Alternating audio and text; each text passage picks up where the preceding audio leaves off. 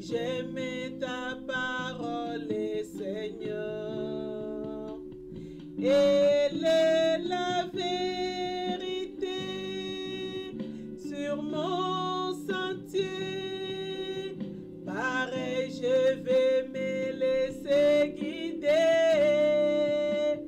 et faire ta volonté sans murmurer,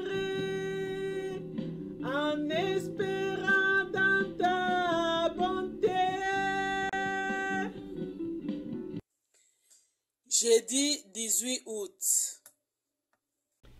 Si aussi notre évangile est voilé, il est voilé à ceux qui périssent, en lesquels le Dieu de ce siècle a aveuglé les pensées des incrédules, pour que la lumière de l'évangile de la gloire du Christ, qui est l'image de Dieu, ne resplendit pas pour eux.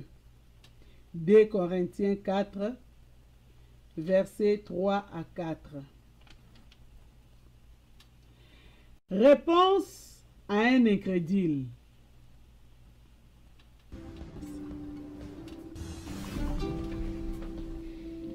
Quelle preuve pouvez-vous me donner que la Bible est vraie?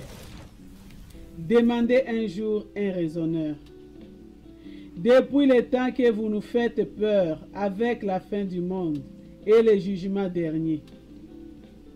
Pendant tout le Moyen-Âge, les gens ont tremblé sous cette menace. Avouez que jusqu'à présent, nous aurions eu tort de vous prendre au sérieux.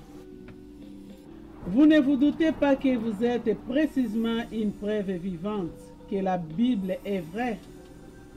Répondit le chrétien. Il y a plus de 19 siècles que Dieu a annoncé dans sa parole l'apparition des gens comme vous. Écoutez ces versets de la deuxième épître de Pierre. Au dernier jour, des manqueurs viendront, marchant dans la manquerie, selon leur propre convoitise, et disant: où est la promesse de sa venue?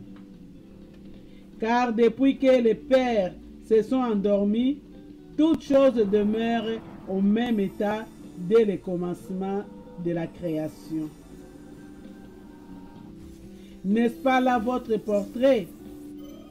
L'incrédule ne trouva rien à répondre. La parole de Dieu ne cherche pas à satisfaire l'intelligence de l'homme, ni à convaincre sa raison.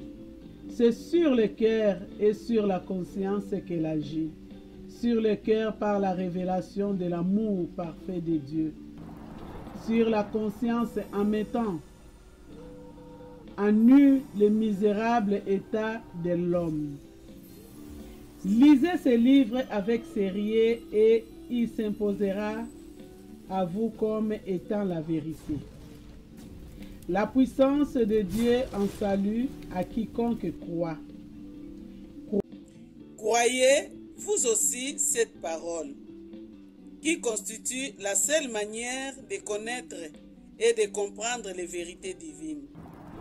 Par la foi, nous comprenons, affirme l'épître aux Hébreux, et elle ajoute: sans la foi, il est impossible de plaire à Dieu.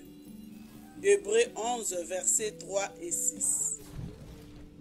Ne pas plaire à Dieu, c'est lui déplaire, avec toutes les conséquences que cela comporte. Je crois dans tes promesses.